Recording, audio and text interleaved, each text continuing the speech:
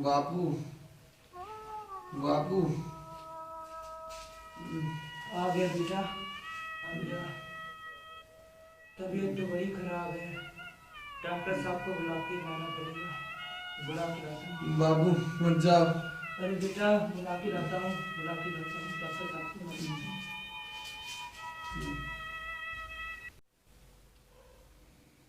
आजकल न्यूज़पेपर में पता नहीं कितने ऐड छापे जाने लगे हैं।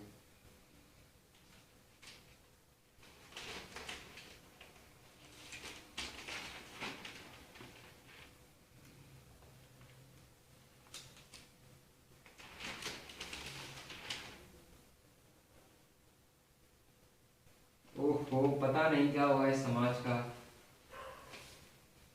कितनी चोरी चकारियां बढ़ गई हैं।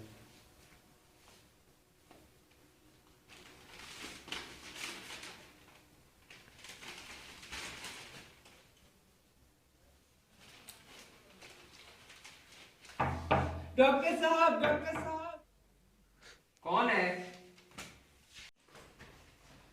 हुजूर बड़ा गरीब आदमी हूँ, मेरा लड़का कई दिनों से। कल सवेरे आओ, कल सवेरे। दुआई हो सरकार, लड़का हम अभी मर मरीज नहीं जाएगा देखते। कि 4 दिनों से आकर ही गोली सरकार। हम अभी मरीज नहीं देखते, कल सवेरे आओ। अभी माई हमारे बाप खेलने एक का निगाह समय है। देख ले, माई बाप एक निगाह देख ले। अभी हमारे खेलने का समय है, कल सवेरे आना। अब लड़का बुड्ढे हटो, का आओ आदमी इधर। सहारा है। बूढ़ा कई मिनट तक मूर्त के भांति पड़ा रहा। संसार में ऐसे मनुष्य भी होते हैं जो अपने आमोद प्रमोद के आगे किसी की जान की परवाह नहीं करते। शायद इसका उसे अभी भी विश्वास न आता। सभ्य समाज इतना निर्मम, इतना कठोर है, इसका ऐसा मर्मभेदी अनुभव अब तक न हुआ था। उसी रात उसका हंसता खेलता बालक अपनी बाल लीला समाप्त करके इस संसार से सिधार गया। का दिन है, आज मेरे बेटे का जन्मदिन है भाई।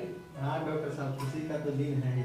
अच्छा डॉक्टर साहब, एक बात बताइए, आपका बेटा 16 साल का है और आप आज भी जवान के जवान दिख रहे हैं। अरे वो तो हाँ डॉक्टर साहब बताइए ना, इसके पीछे राज क्या है? अरे ये तो हमारे रोज बैडमिंटन खेलने का कमाल है।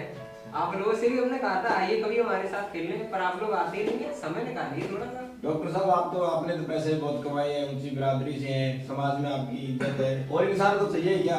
वो तो कह रहे हैं, वो तो हमारा स्टेटस शुरू से ही ऊंचा रहा है, खानदानी शान शौकत जो है हमारी। अच्छा डॉक्टर साहब, एक बात बताइए, आपके बेटे की 17वीं सालगिरह है, आपका बेटा कैलाश है कहाँ? हाँ डॉक्टर साहब बुलाओ ना उसको, कहाँ है वो? अरे वो जरा अपने दोस्तों के साथ बाहर निकल गया है, अभी आता ही होगा। और आप बताइए खाना कैसा लगा अरे आपको? खाना बहुत बढ़िया है डॉक्टर साहब, अरे खाना मजा आ गया एकदम, अच्छा है खाना? बहुत अच्छा। अंकल जल्दी चलिए अंकल, कैलाश को सांप ने काट दिया है अंकल, जल्दी क्या हुआ? जल्दी चलिए अंकल। हाँ और चाचा क्या हाल? भगवान भी हम पे खा बिपदा ढाए हैं। इस बुढ़ापे में अपने बेटे का राजा हाथों से ऐसे तो कामों को ना दे। चाचा जो विपदा घटी उसका दर्द कोई नहीं बांट सकता, पर चाचा भगवान के घर देर है अंधेर नहीं है। इंसाफ होगा चाचा, इंसाफ होगा। और इंसाफ हुआ, सुने डॉक्टर साहब के लड़के को किसी कीड़े ने काट लिया। हवेली वाले हाँ, और कई झाड़ फूक करने वाले आए, लड़का बच नहीं रहा है। अब डॉक्टर साहब ऐलान किए हैं कि जो कोई भी उनके लड़के को ठीक कर देगा पूरी जायदाद उसके नाम लिख देंगे। तुमको झाड़ फूक करने आती है चाचा, जाते क्यों नहीं? हम नहीं जाते, खूब जानते हैं भाई। डॉक्टर साहब हैं भैया, उन्हीं के पास गए थे अपने बेटा को लेके, खेलने जा रहे थे, कहा एक निगाह देख लो, पर उन्होंने देखा नहीं। उन बे बड़े हैं तो हम छोटे लोग हैं तो क्या बड़ा, हमारे बेटे की जान की कीमत नहीं। अब उनका बेटा जाएगा तब एहसास होगा। अरे चाचा जो बात गई सो बीत गई, उस पे क्या? अरे बुढ़ापा तो सही समय से कटेगा। बहू में जाओगे डॉक्टर के यहाँ? आज न जाऊं, आज न जाऊं, पर एक दिन जाऊंगा और कहूंगा, कहिए डॉक्टर साहब क्या रंग है। दुनिया बदनाम नहीं कहेगी मजा लेने के लिए? दुनिया बदनाम कहेगी, कहे, परवाह नहीं। बड़े आदमी हैं, मैं देवता समान होते हैं, हम छोटे लोगों में ऐंठ होता है, वे सब लोग तो देवता है ना। और चाचा फिर कहाँ चले? बात थोड़ी ना जाऊं, जिसने हमारे लिए कांटे बोए उसके लिए फूल थोड़ी न बोऊंगा। ठीक चाचा, राम राम।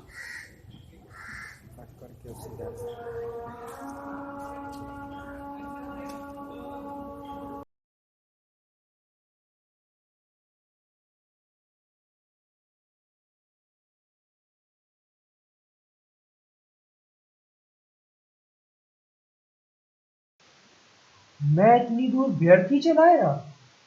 इस झाड़े पाले में मुझे क्या पड़ी थी इतनी दूर आने की।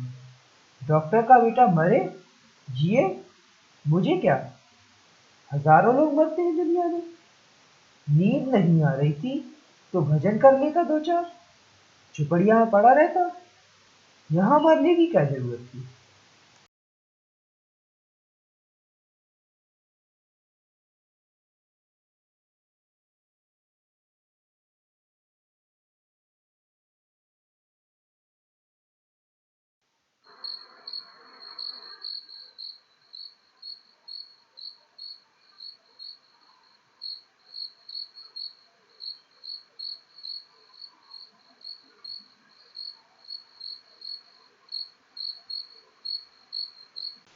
भगत के मन में प्रतिकार था, पर कर्म मन के अधीन न था। जिसने कभी तलवार नहीं चलाई, वह इरादा करने पर भी तलवार नहीं चला सकता। उसके हाथ कांपते हैं, उठते ही नहीं। चेतना रोकती थी, पर उपचेतना ठेलती थी। सेवक स्वामी पर हावी। लोग लाश को गंगा की गोद में देने की प्रतीक्षा कर ही रहे थे। सहसा भगत की आवाज आई, डॉक्टर साहब, डॉक्टर साहब। क्या है भाई?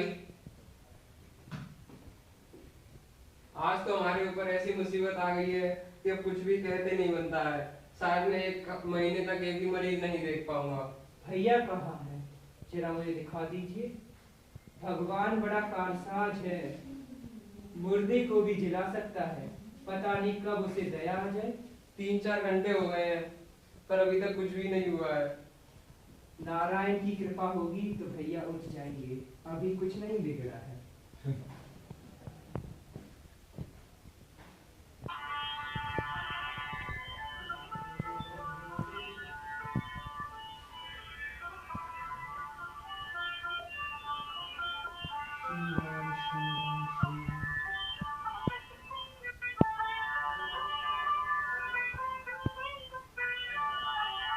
अरे कैलाश जिंदा हो गया, कैलाश ठीक हो गया। अरे देखो कैलाश ठीक हो गया। पानी दो यार, कोई पानी दो।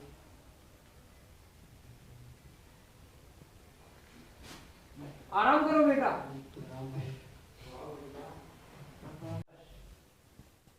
अंकल, दादा कहाँ गए? एक पैसे भी नहीं लिए उन्होंने। हाँ डॉक्टर साहब, के बेटे को जिंदा किया, कुछ तो बड़ी रकम देनी चाहिए थी। अरे ढूंढो, कहाँ गया है बूढ़ा? ढूंढो। अरे तुम देखो उधर, चारों तरफ ढूंढो उसे। कहाँ गया है बूढ़ा? मिल ही नहीं रहा है, जल्दी ढूंढो उसे। नहीं मिले। अरे भाई देखो तुम उधर लेके आओ। नहीं है, देखा मैंने। अरे ढूंढो यार। रात को तो मैंने पहचाना नहीं, पर जरा साफ होने पर मैं पहचान गया। एक बार ये बूढ़ा मेरे पास एक मरीज लेके आया था, पर मैंने मरीज देखने से इनकार कर दिया था। उस वक्त मैं खेलने जा रहा था। आज ये बात सोच के मुझे जितनी ग्लानि हो रही है, मैं उसे प्रकट नहीं कर सकता। हे भगवान, तूने मुझे किन बुरे कर्मों की सजा दी भगवान। मैं अफसोस भी नहीं कर पा रहा हूँ। मैं जानता हूँ उस बूढ़े का जन्म यश की वर्षा करने के लिए ही हुआ है। वह मुझसे कुछ नहीं लेगा, पर आज उसने मुझे जो जीवन का आदर्श सिखाया है, उसे मैं जीवन भर नहीं भूलूंगा। भगवान मुझे माफ कर दे, भगवान मुझे माफ कर दे।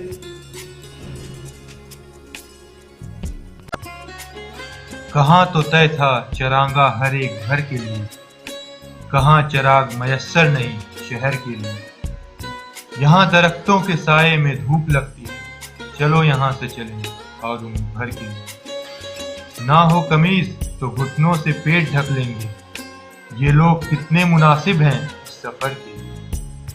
वो मुतमईन है कि पत्थर पिघल नहीं सकता, मैं बेकरार हूँ आवाज में असर के लिए।